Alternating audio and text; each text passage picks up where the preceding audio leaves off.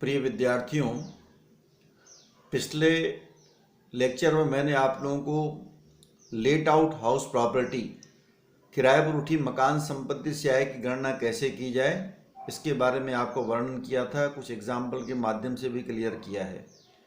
आज मैं आप लोगों को बताने जा रहा हूँ ऐसा मकान जो स्वयं रहने के काम आता है, अर्थात सेल्फ ऑक्यूपाइड हाउस प्रॉपर्टी, उसका कैलकुलेशन हम किस प्रकार से करें।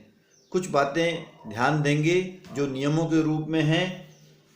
सबसे पहली चीज़, यदि स्वयं रहने का ऐसा मकान जो गत पूरे वर्ष में स्वयं रहने के काम आता है, ऐसी मकान संपत्ति का सकल वार्षिक मूल्य आपका शून्य माना जाएगा। उसका कोई भी एनुअल वैल्यू इसके अंतर्गत नहीं मानेंगे। म्यूनिसिपल टैक्स भी इसमें से हम नहीं घटाएंगे। शुद्ध वार्षिक मूल्य आपका शून्य माना जाएगा।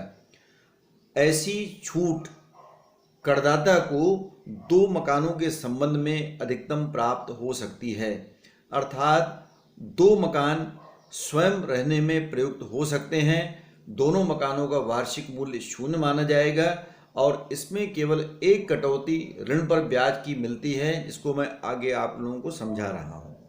नंबर 2, यदि मान लीजिए 2 से अधिक मकान स्वयं रहने के काम में आते हैं, 2 are more than two houses used for self occupied purpose. अब क्या करेंगे, उनमें से दो मकानों का वार्षिक मूल्य शून्य माना जाएगा करदाता की इच्छा अनुसार। जिनको करदाता चॉइस करे उन दो मकानों का वार्षिक मूल्य शून्य माना जाएगा। साधारणतया जिन दो मकानों का उचित किराया या एक्सपेक्टेड जो आपका रेंट रहता है वह ज़्यादा होगा, उन दो मकानों को स्वयं रहने का मकान हमको मानना चाहिए करदाता के फायदे के दृष्टिकोण से। एक तीसरी बात है, यदि मान लीजिए स्वयं रहने का केवल एक मकान है जो दो भागों में बटा हुआ है, it is divided into 2 part. उसमें से पहला पार्ट वर्ष भर स्वयं रहने के काम आता है। 1 part is used for self occupied purpose for whole the year, और अनदर पार्ट जो है, दूसरा भाग जो है, वो वर्ष भर मैंने किराए पर उठा दिया है। Used for given as rent जो है, पूरे वर्ष भर के लिए हमने क्या किया, रेंट पर दे दिया है। तो ऐसी स्थिति में उसको हम दो मकान मानकर चलेंगे। It is treated as 2 houses.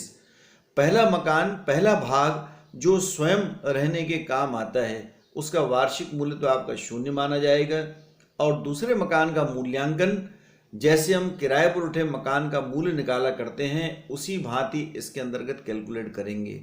केवल कटौतियां जो हैं वो आनुपातिक मिलेंगी। Direction will be given proportionately. अब आनुपातिक कैसे, विशेष करके आपका म्यूनिसिपल टैक्स और दूसरा जो रहता है इंटरेस्ट ऑन लोन, नगर पालिका कर और ऋण पर ब्याज की कटौती आनुपातिक मिला करेगी, क्योंकि वैधानिक कटौती तो सेल्फ ऑक्यूपाइड के लिए नहीं मिलती और किराए पर मकान के संबंध में शुद्ध वार्षिक मूल्य का 30% मिला करती है। अब सबसे महत्वपूर्ण बात, स्वयं रहने के संबंध में ब्याज की कटौती हम किस प्रकार से दें। यहाँ पर 3 स्थितियाँ थोड़ा समझने का प्रयास करेंगे, विशेषकर 2 स्थितियाँ। यदि ऋण जो है मकान खरीदने या बनवाने के लिए लिया गया है, how loan is taken for purchase और कंस्ट्रक्शन पर्पस, 2 पर्पस के लिए लिया गया है, तो यहाँ पर हमको प्रश्न में डेट देखना है। यदि ऋण 1/4/99 से पहले लिया गया है तो अधिकतम 30,000 रुपये की कटौती मिलेगी। Maximum deduction will be allowed up to ₹30,000 if loan is taken before 1/4/99। और यदि ऋण 31/3/99 के बाद दिया गया है तो मैक्सिमम कटौती 2 लाख रुपए तक मिला करेगी। ध्यान देंगे खरीदने और निर्माण के लिए। लेकिन यदि ऋण जो है मरम्मत करवाने के लिए, रिपेयरिंग पर्पस के लिए या मकान का पुनर्निर्माण कराने के लिए लिया गया हो, फॉर रिकंस्ट्रक्शन लिया गया हो, तो चाहे ऋण 1/4/99 के पहले लिया जाए या 1/4/99 के बाद लिया जाए, maximum deduction will be allowed up to ₹30,000। केवल 30,000 रुपये तक की कटौती मिला करेगी। एक और चीज, यदि मान लीजिए दो मकान सेल्फ ऑक्युपाइड हाउस हैं, दोनों मकान स्वयं रहने के काम आते हैं, तब भी अधिकतम कटौती केवल 2 लाख रुपए तक मिलेगी, उससे ज़्यादा की कटौती इसके अंतर्गत नहीं मिलेगी। अब ध्यान देंगे, स्वयं रहने के मकान का ग्रॉस एनुअल वैल्यू सकल वार्षिक मूल्य 0 माना जाता है। म्यूनिसिपल टैक्स नॉट डिडक्टिबल, उसकी कोई कटौती नहीं मिलती, तो शुद्ध वार्षिक मूल्य भी आपका 0 माना जाएगा, NAV विल बी निल। वैधानिक कटौती भी आपका 0 मानी जाएगी, लेकिन ऋण पर ब्याज की कटौती मैक्सिमम 30,000 या 2 लाख रुपए तक हमको मिल सकती है। अर्थात मकान संपत्ति से मुझे 2 लाख रुपए तक का घाटा हो सकता है ऐसे मकान में।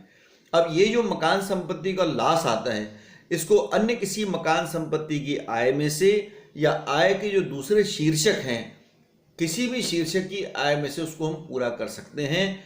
ये आपके इसके संबंध में नियम है। किसी प्रकार की बात क्लियर ना हो तो सीधे मुझसे डायरेक्ट आप कांटेक्ट करिए 9827460009।